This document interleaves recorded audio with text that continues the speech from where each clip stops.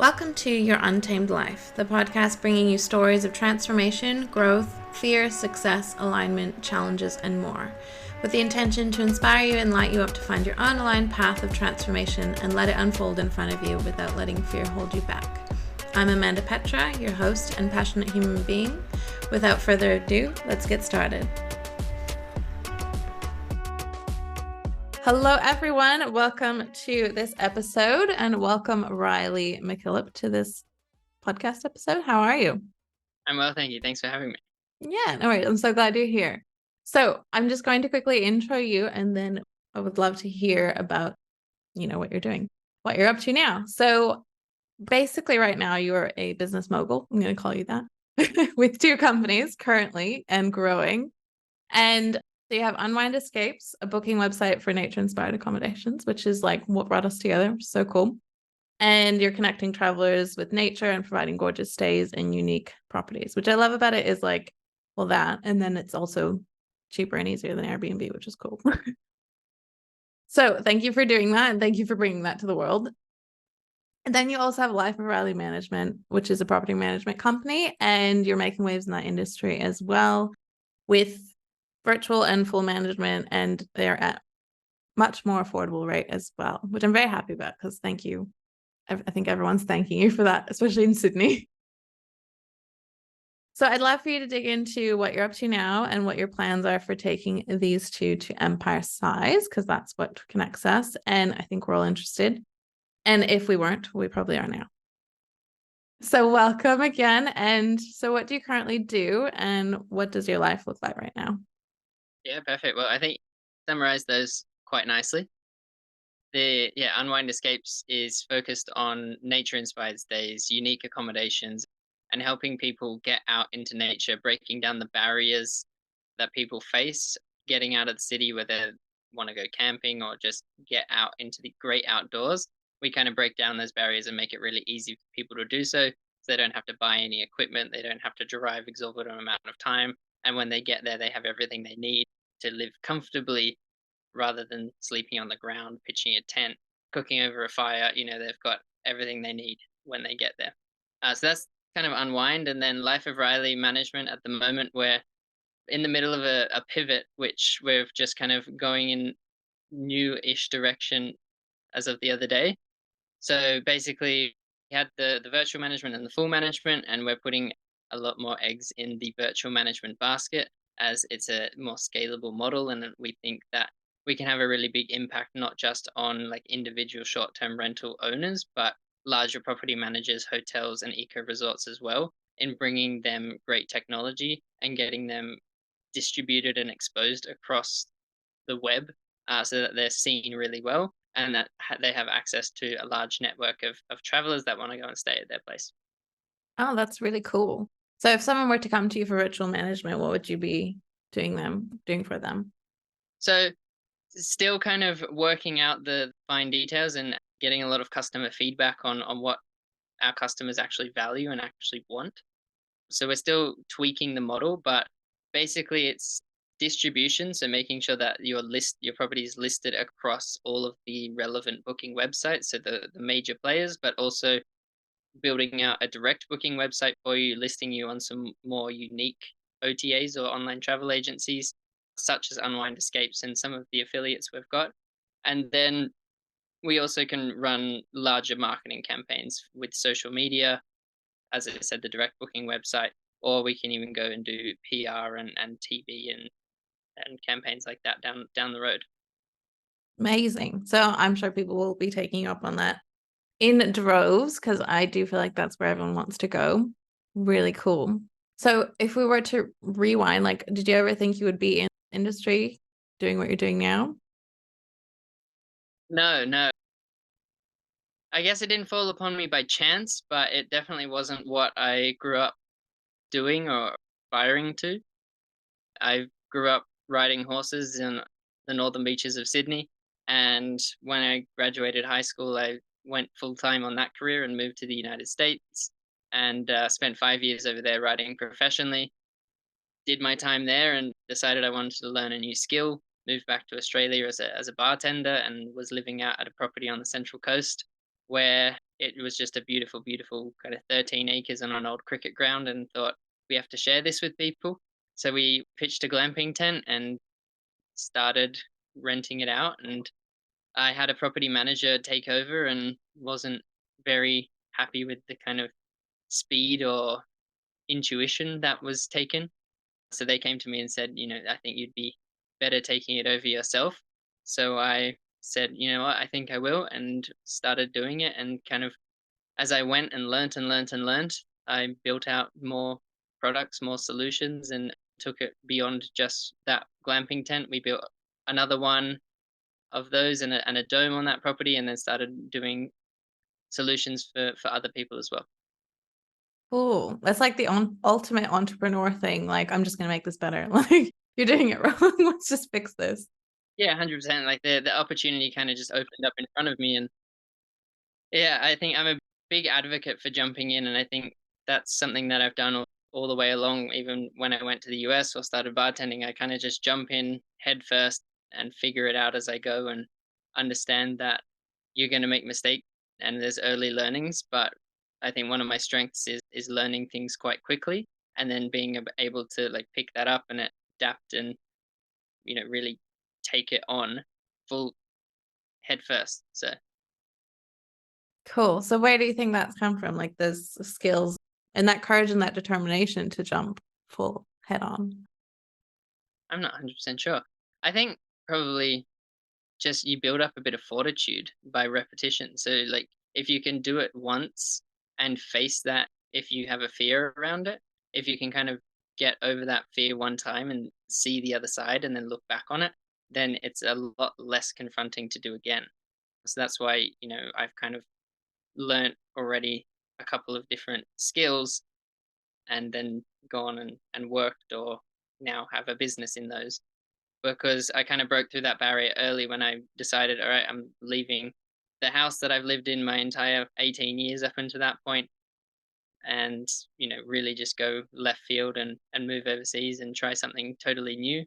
And that, again, came with a lot of challenges, but it really built my mental structure, I guess, at the moment, and really helped me find out who I am and give me that individuality.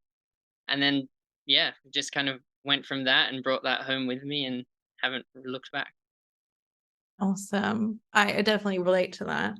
So what was it like moving overseas, and like, what was it like over there? How did it feel once you were first there?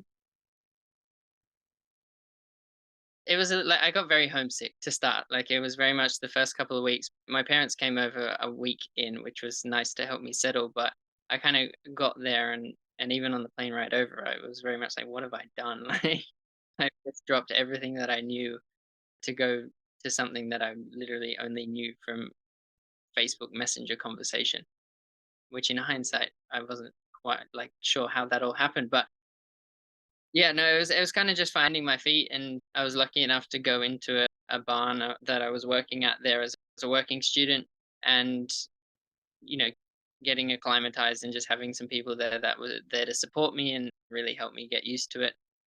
I was sent straight to secondary customs when I went through San Francisco airport, so that was an immediate kind of shock of, oh my god, this is a big scary world. And I got through customs on the quote benefit of the doubt, and then they told me not to come back anytime soon, and then I ended up staying there for 5 years. So Oh my gosh. What did right, they think you had?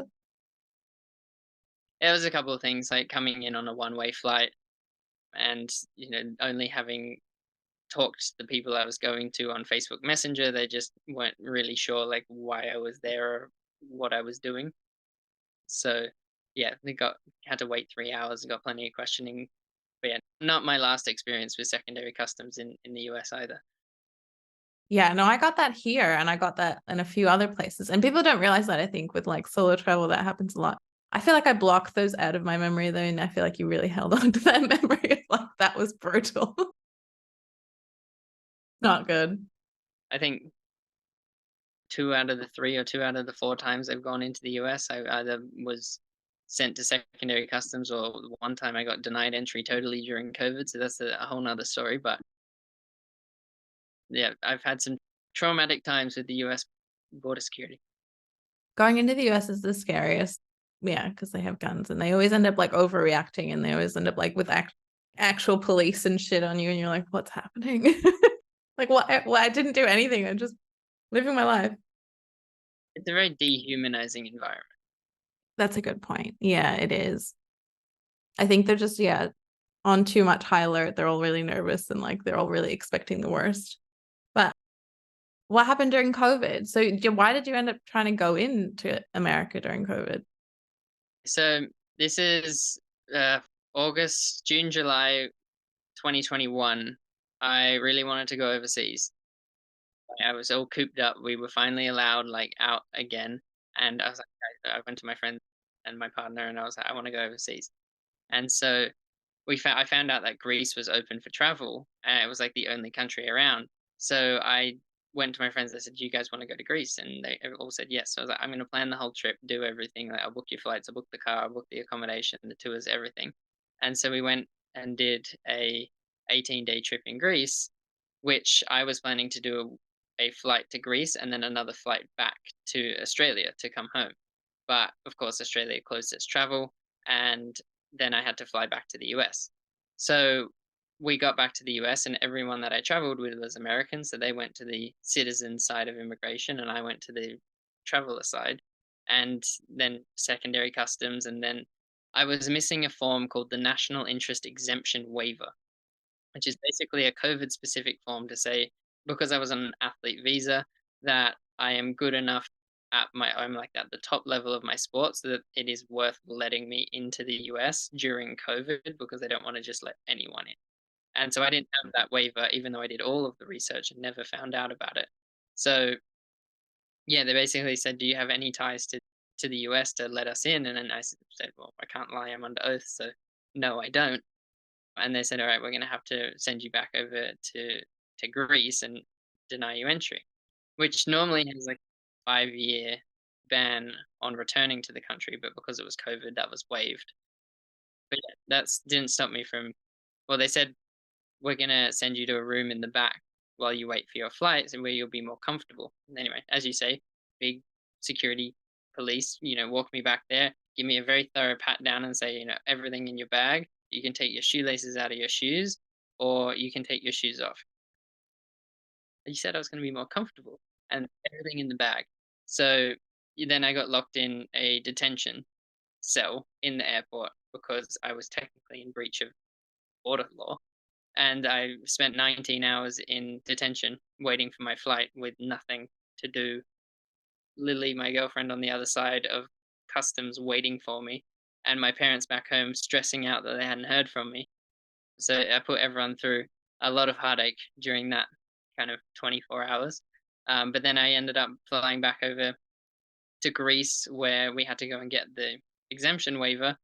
So I went to the embassy and they said, "We're not offering the waiver for athlete visas anymore." And then we went to the United States Equestrian Federation. They said, "Oh yeah, we are offering the waivers, but you have to be in the top 100 of the world to get it." And then we were like, "Well, I'm not in the top 100 of the world." And they said, "Yeah, we basically just made it to get people back from the Olympics."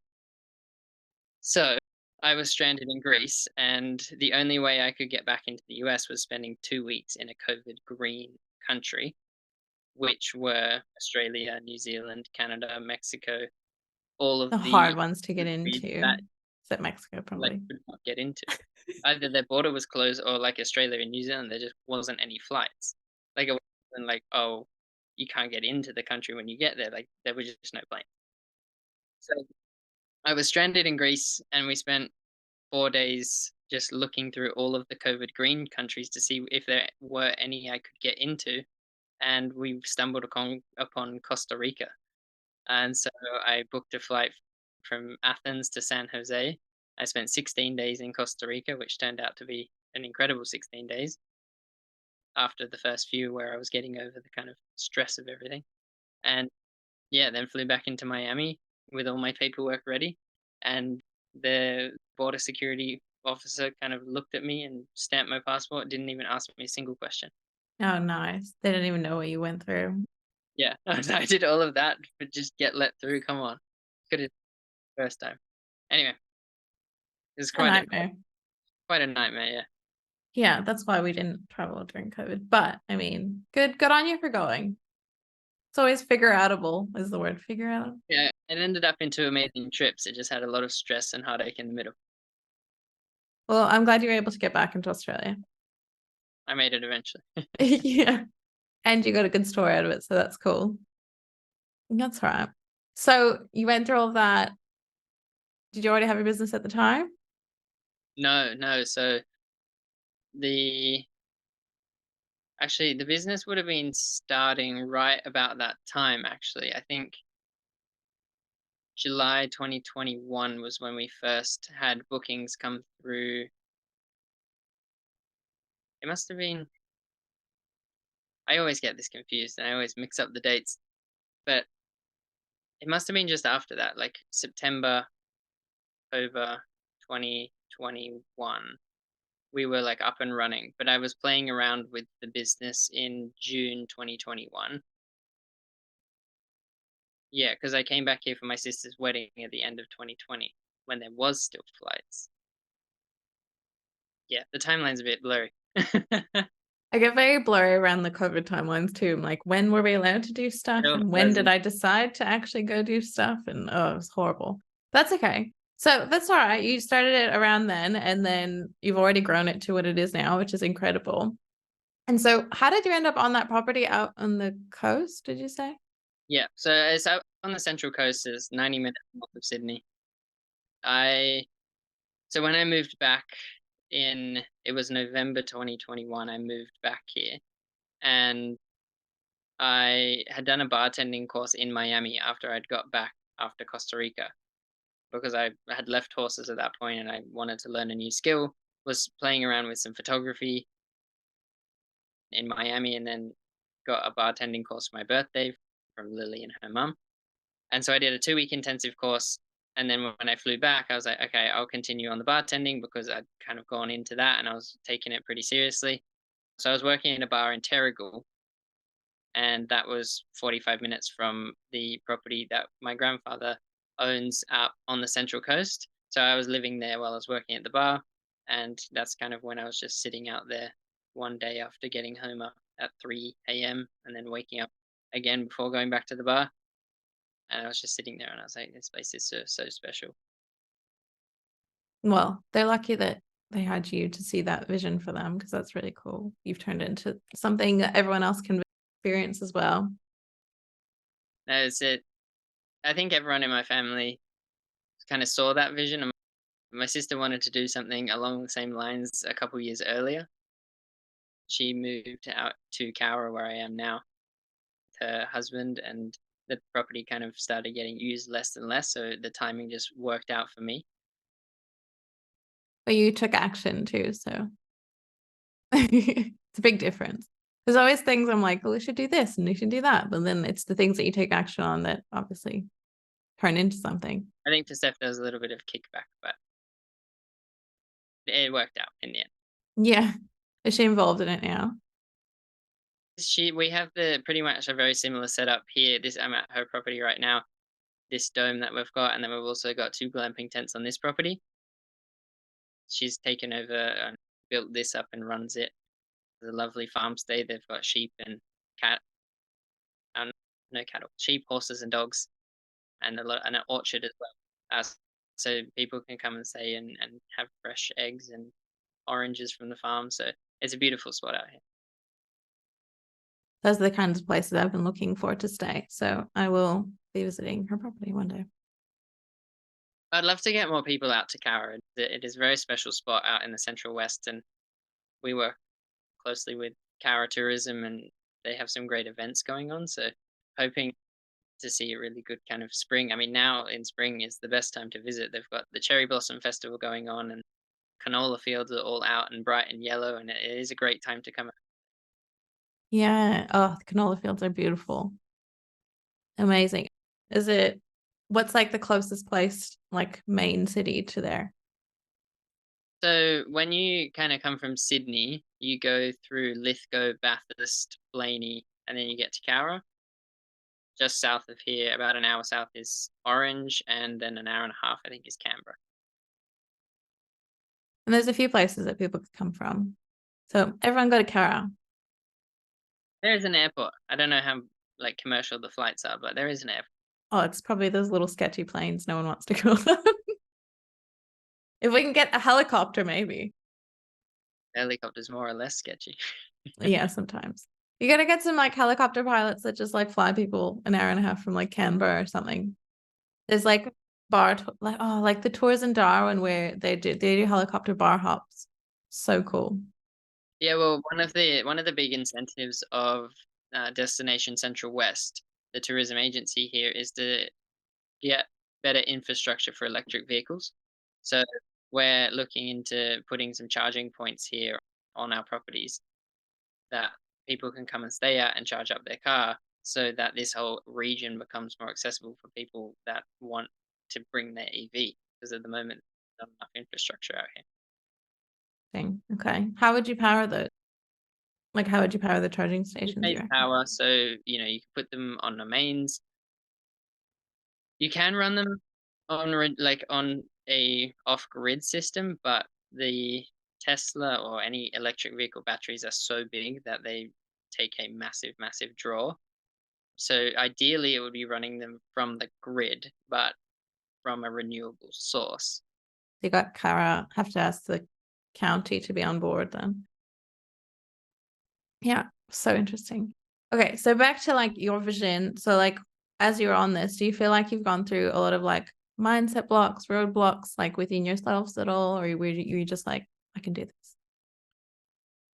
Oh, countless, countless. It's been a massive journey, just from starting off with the one glamping tent and doing it myself, to hiring a small team, learning how to deal with that, learning how to deal with regulation, uh, compliance, insurance, working with clients, expanding from one region into the Central West. And now we've got Sydney, Central Coast, and Central West locations, managing the logistics, the finances, bookkeeping, accounting. Like, there's been so many things that kind of have just come up and been like, okay, now I got to figure this out. Now I got to figure that out. And certainly there's been times where I've been running out of money, or at least stressed about it, and how I'm going to make payroll, and where am I going to make the next dollar from, and how am I going to expand, and what's the product. Like, there's just been so many questions, and so many little doubts, and uncertainties. But I think I've just been in the mindset of follow the system, trust the process, and make good decisions, stay authentic, and really like make sure that you provided a solution to the client that they really value, give more value than you receive, and then you've got, at least I've got the foundation there that I can give myself the confidence to go out and continue growing. And you figured it out all along the way. So no one's gone without. You've paid payroll, you've done all the things. So I always try to look back at that and you're like, you've done it. Why do we keep panicking? So that, yeah, but now, like you say, there's times where you see the bank account getting low, but you just go, all right, I've been here before, I've done this before, I know it's going to kick back up. It's just a dip. That's part of the business cycle. So you just try, have that fortitude, and keep pushing forward. Yeah, fortitude's good. Yeah, and it's peaks and valleys. Is that what we talked about in our empire thing? The valleys can be dark, but like if you just look at it as like this is an expected dip, then it's a lot easier to climb back out of. 100%. And then, like, figuring out when you're in a dip, what, like, do you need to stop spending? Do you need to increase your spending? Like, learning the numbers Sometimes, yeah. is really important. Finding out the ROIs of the marketing. Yeah, there's a lot that goes into it, as all business owners know. So yeah, part of the journey. And yeah, trying to like actually increase spending when you're in a valley, that's like a really hard mindset to shift. But once you do, and you just see that it actually helps you like get out of it like much quicker, you might as well just do it. Just trust yourself. You can invest, even when it feels like bleak. something I'm still kind of grappling with, and it's very much analyzing the dip. Is it one that you can spend in, or is it one that you need to cut costs in, or you know, finding out the intricacies of why you're in this situation and what is going to pull you out of it is really important. Yeah. Do you feel like you act on more like analytics or a little bit of intuition as well? I think it's intuition backed by analytics, and I go into everything with a very experimental mindset. I don't mind. One of the things I like to talk to my employees about is, there's no failure. There's no wrong. There's it that didn't work, and then learn why that didn't work, and then try, like, adapt, optimize, and then try again. So we're always experimenting. We're not, you didn't do something wrong. We tried something new, and it either works or doesn't work, and then we continue to push what does work, and we cut what doesn't work, and eventually you're going to land on something that is a really valuable solution or product for whoever it's targeted at. Yeah, 100%. I think like, well, all of life is an experiment. When I like realized that, I was like, your whole life is an experiment. You haven't done anything, like pretty much anything already. You haven't already done it. You gotta just go face first into it. Start experimenting, start jumping, start researching, and then jumping. Even if you research something and you analyze something and then you take the leap, that's still an experiment. You just feel more secure in it. Then going back to your question about, how have I mentally gone about jumping into things head first, I think kind of ties into it quite well. I recognize that I was given a great childhood. I'm in a privileged situation where I have opportunity. I was born in a great country, and I have access to some of the best technology that humanity has ever had. So, like, what's my obligation? Well, my obligation is that I've been given all of this, and I've been so lucky so far that there's no reason that I can't go out and take everything that I've got around me and make something really impactful and really beneficial with it. Yeah, and you want to support other people with what you've got and leverage off of what you've got. That's all we can do. Yeah, it's sharing back, and whatever I can create, I'm creating for other people. Like, it's my passion projects are, how do we create a great way that is going to impact a lot of people, and either give them access to go and travel in a really beautiful location, or how do we make sure that we're giving a more cost effective solution, or there's always differentiator between what we do and what has come. And you're also helping the property owners, make an income, but also, like, let people experience their properties and all of that. There's so many layers to what you do. It's so cool. And then I think that, it goes beyond just kind of properties. And even now, even though I haven't built any of it out, I'm looking at all of this in the kind of aspect of how can we make it greener? How can we make it more sustainable? How can we have a social impact? How can we give access to vacations and time off and holidays to more people of lower socioeconomic status? How can we give people that have a farm that they run cattle on, and how can we diversify their income stream with a farm stay to help them support their livelihood or their family better than just relying on a reasonably high risk industry, which is farming, because given climate change and everything, if they're cropping, one event can wipe out a massive part of their income. So there's kind of constantly layers of how far you kind of think about it and what kind of impact we can make, giving access to travel, but then you go all the way down to how are we helping people out in rural areas diversify their income. Yeah, 100%. Farming is the most insane form of like entrepreneurialism that I've ever seen. Like the most high risk, like you said, like one wrong move and then everything is messed up, but also, yeah, everything is out of your control. I feel like absolutely everything is out of your control.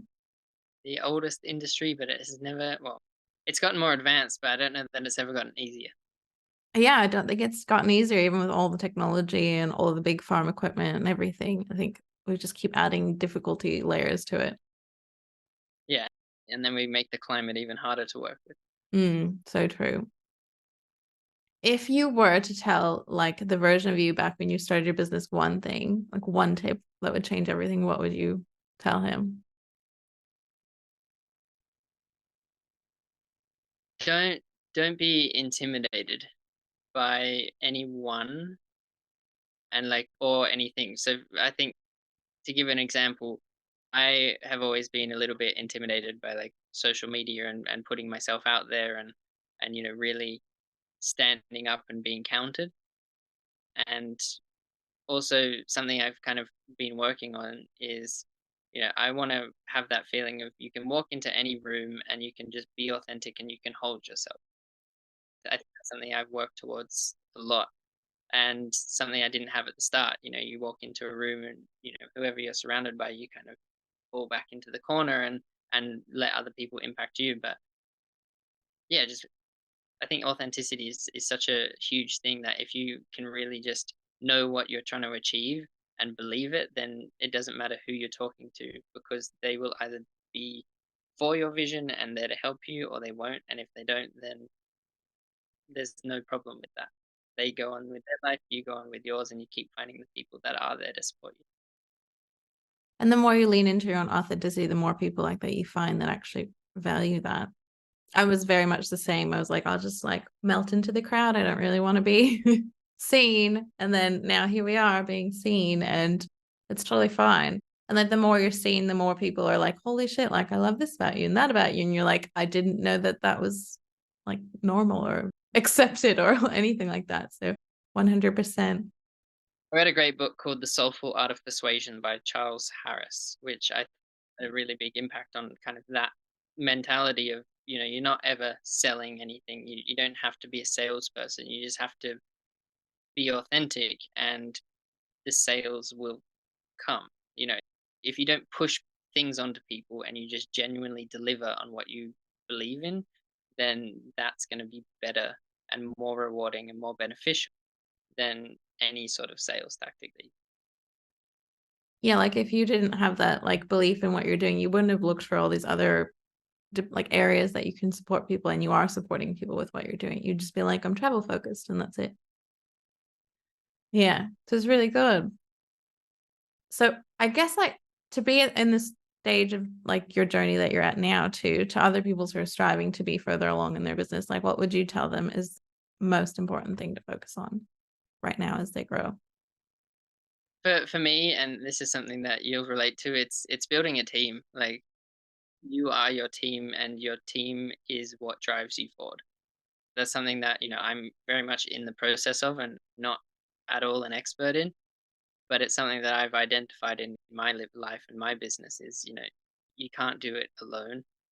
So find the people, spend the time to find the right people, ask good questions and like continually be looking for that long-term solution, even though you might meet someone right now that you go, oh, would be amazing to work with, but they might have another job or be doing something else, but you can still make that connection and nurture that relationship. And then however far down the track, they might just go, oh, I really love what you're doing. I'd love to jump ship. Or, you know, if you need someone quickly, then go out and find that person, just go out and do it and bring them into the team and make sure that you give them all the support that they need because I think giving other people support and getting them to work together is going to be far, far more powerful and create a much bigger, scalable product or company than you'll ever be able to create on your own. Definitely. Yeah, I've just been experiencing trying to do everything on my own, even though I have team members. I think nowadays, well, it's an interesting kind of topic because there is so much AI and all of that coming into the equation and into people's businesses. And I think there is a place for AI and there is a place for a team, but I don't think AI can replace team. I think AI is a great tool to facilitate workflows and efficiency, but you still have that core team at the heart of the business. Otherwise, you'll just, it'll be soulless, but I also don't think it will ever, I don't know. We'll see. I'm sure there's plenty of businesses out there that are like 90% AI run. Oh man, but like how empty would that feel as just like the human running it? I don't even know. Like even if my business was running itself by itself, I would be really like, I don't know. I would just feel empty. I would be like, okay, that's cool. That's doing that, but I'm not doing anything to do that. So is it really me? Is it really my business? I don't know how people run You can businesses like celebrate that. with the end of your party. You're just gonna be you and a bunch of bots. I can't do that. I've just, been working really closely with another web designer and we are building our empires together. She's part of my team now. And just having her to like relate to and like what we're doing in business and like really have that vision together and build that together, it's so much more empowering. And you don't have to work in your business for forever, but like having a team that like gets you up is just, I don't know, life changing. Yeah, people to go along the journey with, to grow with. It's all cool.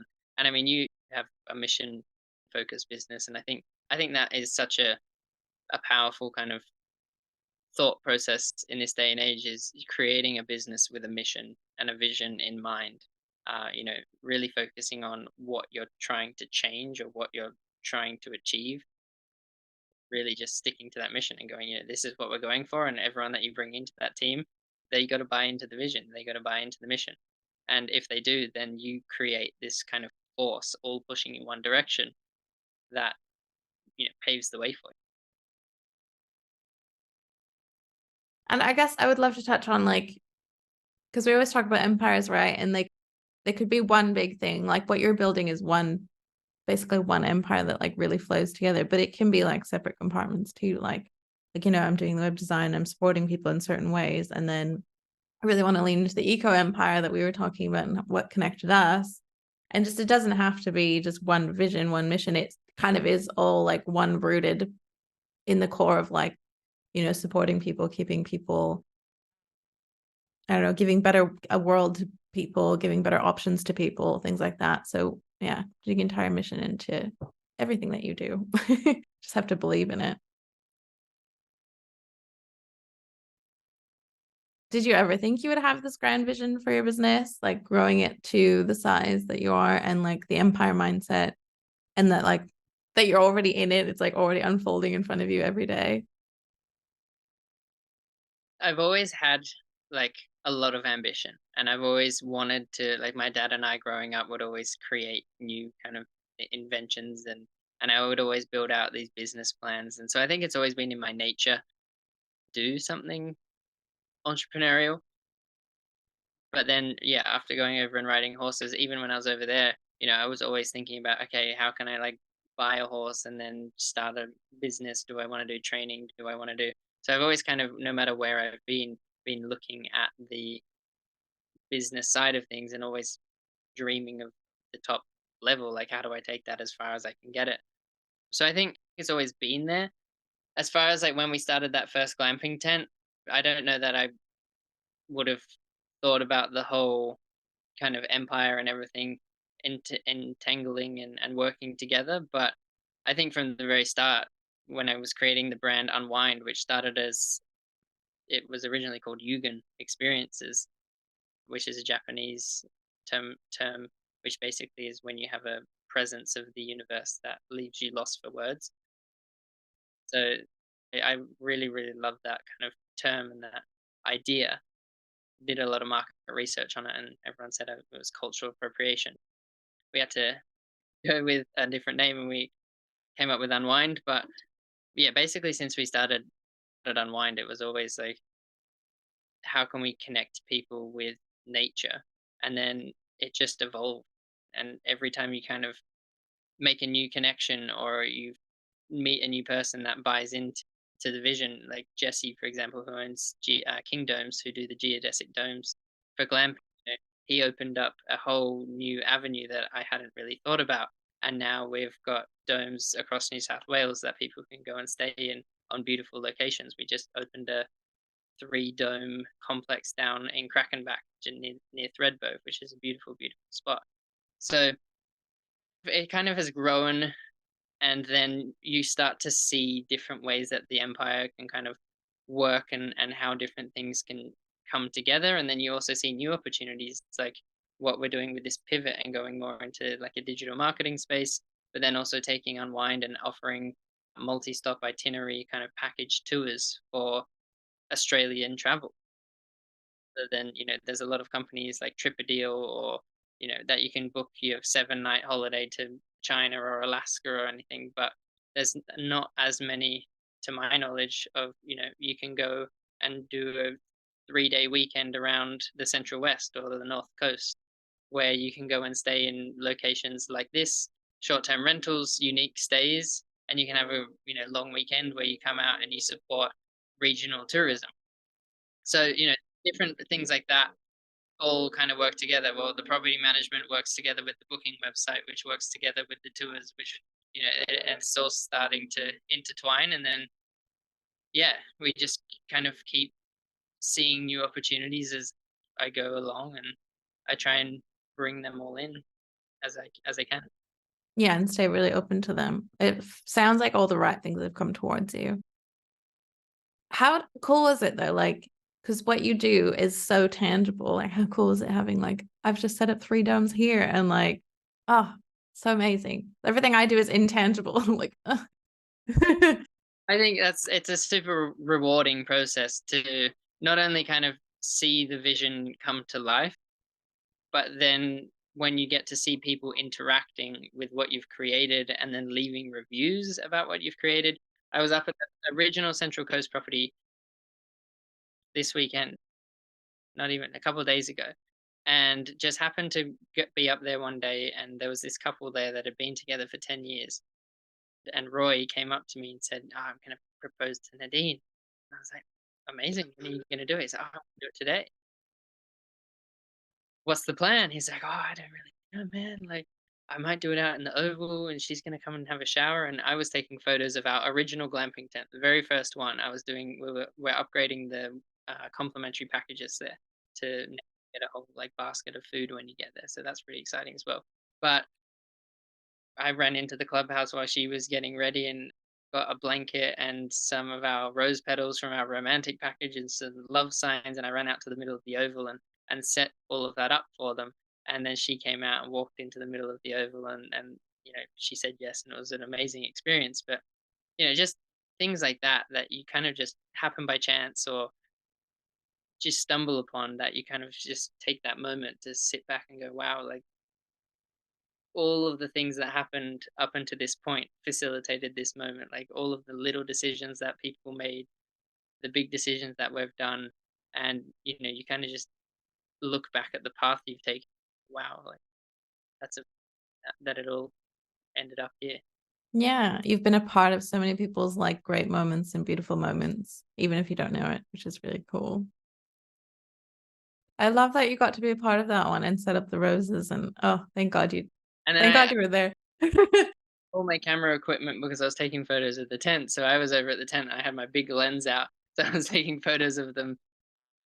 So I got to capture the moment for them as well. So I actually just finished editing those this morning, and I'll send them over. So many stories like that where we've had multiple proposals at our properties. We have families come and have big get-togethers together. We just had 4 mums come up and want to get away from their kids, and they each had a glamping tent, and they spent a couple days up there. Like it's just so diverse, and you see so many people that you just don't cross paths with. All sharing the joy in the same thing, which is, wow, this is a really cool kind of place to just get out in nature. The setup is really cool, and it's so easy, you know, so easy, and it cost effective. Cost effective too, which is mind blowing that you're able to do all of that and keep it cost effective because we're just so used to it being so like out of reach that I'm glad that you're doing it a different way. Yeah, no, I try and keep, especially like the glamping tents, we try and keep it, very, very affordable for people to get out. And we also, not at all of our properties, but I try and encourage as many of our properties as possible to do 1-night minimums, because so many short-term rentals get scared and block it off for 2 nights. And especially with glamping, I think people just love to come for 1 night. They just get out. They don't have to bring anything. They just go, they enjoy it, and then the next day they can go home back to whatever they were doing. I don't think that, yeah, I don't think that would be a bad thing as a property owner for sure. Like you're just filling in those little spaces. And it's not hogging up any of the space, I don't think. It becomes a Everyone's just looking for that. logistical challenge when you got people checking in and out every single day. But I think I look at that as a positive because, we have a team of people up there now that help run that property, and, we're giving them a great place to work. We're giving them, that we're bringing in them as part of our journey, and they are so important to what we're doing because we, to run a scalable business, we can't be cleaning, washing all the laundry, making sure that the tents and this and that. Like we can't do that for every property. So I think as we go region by region, especially in regional areas, tying in those local providers, the whether it's cleaners, whether it's yoga instructors or us or musicians, and we can bring people's hotel into these regional areas, and then we can facilitate economic view in that community by bringing in the local people, the local providers, and give them another kind of benefit. Yeah, you're cutting out there for a second, but I think we got it all. But so like, do you bring in like local produce and everything from around the area as well? Produce, not yet. I'm looking to do that when we hopefully will open up our first kind of on-site restaurant next year. But yeah, local service providers for sure. So whether it's like massage therapists, yoga instructors, artists, musicians, tour guides, anything like that. Like we want to make sure that it's giving back to the community and not just we're a big monopoly that comes in and does everything in house. Yeah. Oh, beautiful. Tour guides will love that to be able to come there too. Experience all that. Amazing. So for like the vision for the future, what are you kind of like picturing? Oh, you've told us a little bit, but like where are we at now? What are we looking at? Yeah, so I have, the passion still going, and I would love to expand this across Australia at least. And then, I don't see why we can't take the glamping accommodation philosophy internationally as well.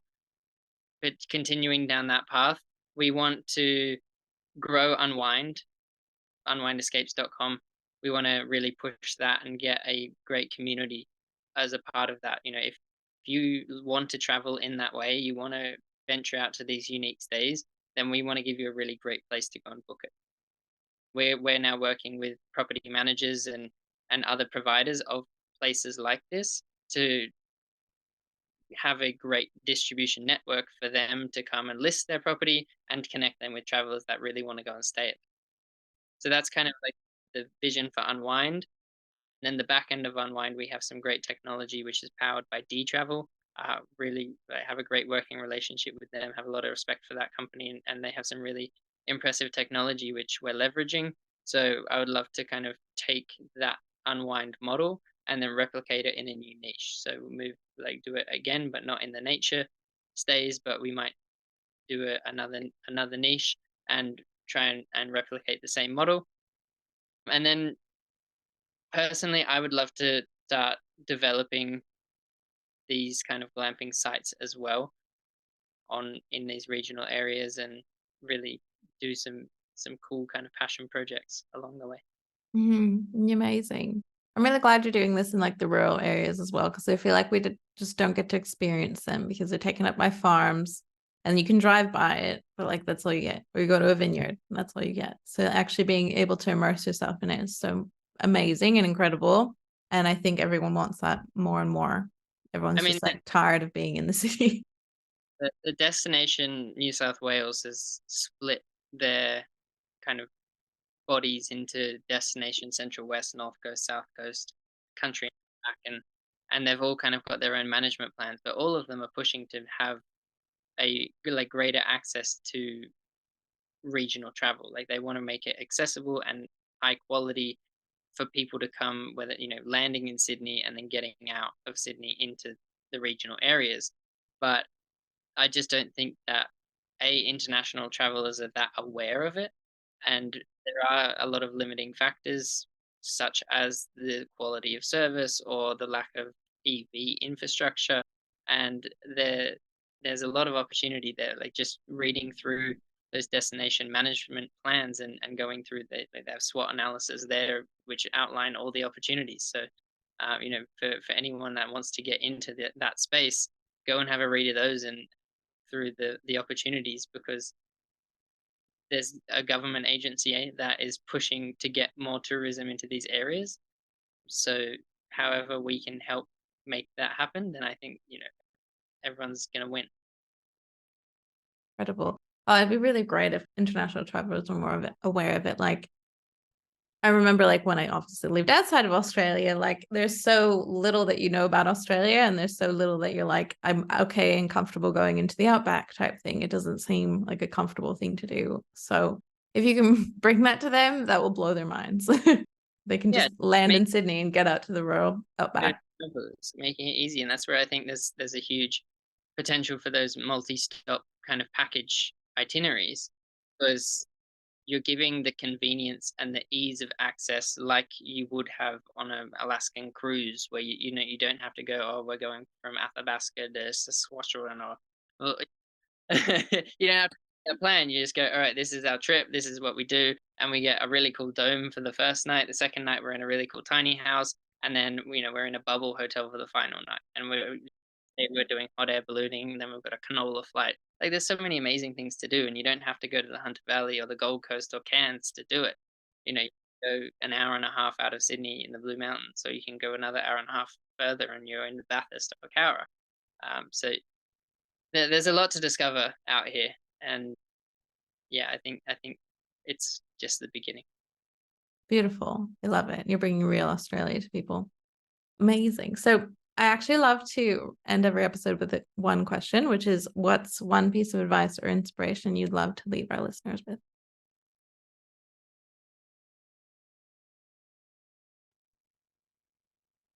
I've already hit on the authenticity thing, which is my kind Which is of my jam. So thank you for yeah. putting I that one mean, out there. it is just so important, but there's a few things that I've got like recently that I've found really important, which is just reading. Not a big deal, but Very important though. There was a time where I couldn't read, like, oh, so before I even started becoming like running my own business, I started reading books out loud to myself to get better at like presenting and reading and like mind function and all of that. It was so good. I feel like it's so essential to just like develop those kinds of skills. And then obviously reading and being able to dive into all the business books and perspectives and all of that is really important. Where else? I think this was a conversation I was having with a friend the other day coming out of like graduating high school. And I think she was talking about all the pressure that you have going through the HSC, and, well, what are you going to do? What do you like? Do you want to go to uni? Do you want to get a job? Do you want to have a trade?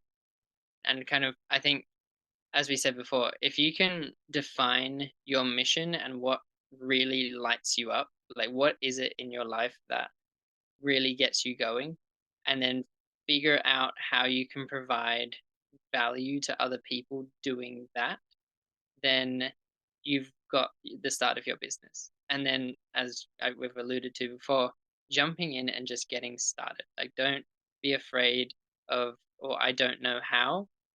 Just start, and you will find the answers around you. Like, you'll be able to see where the answers are, whether it's finding the right person to talk to, whether it's, researching it online, going to a course. Like, the answers are all there. Everything you want to do in your life, someone has already done, and they've probably written it down in a book. So tie all of that together, find your mission, and then just focus on it and really like dedicate yourself to it. That's really good advice. You really do need that mission because basically business is a big puzzle. Everyone's done it and everyone's got a version of it, but it's never going to be your version of it. You have to put that puzzle together, do all the research and do all the experience and have all of that and be the person that like funnels it into something that only you can do and only you can bring to the world, I think. Like I said before, experiment. Don't be afraid to pivot. Don't be afraid of failure. But when you do find something that isn't working, cut it quickly and learn from it, and then optimize and go in the direction that was working. So I think that's also really important, that you're way better off cutting your losses and going and doing that pivot rather than getting stuck in that going down that path because you feel like you've invested too much in it already or whatever the reason is, and you just continually go down that losing path. Like, one of the first times I experienced that, I built my own website for Unwind Escapes, and it was okay, but it was me building a website, but I put all my time into it. So then I was like, oh, I need a better website. So I hired a developer, and we put a lot of time and a lot of money into that website. And then I came across D Travel, who had even better websites. But I'm like, oh well, I've already like put all this money into this website, so I want to continue with this one. But then I could see that theirs is better, cheaper, and has great technology, so I had to cut my losses with that website and move over to the D Travel one. And without that, Unwind wouldn't be where it is now. So even though at the time I was like, oh, well, I get to keep everything in house and I've already spent all the money, it was a way better decision to cut that loss and pivot and go with the, more logical, more optimized direction. And that's outsourcing a bit. So that part of it's like being dealt with by them. So that's really good. That's a way of scaling as well. So it was optimization, definitely.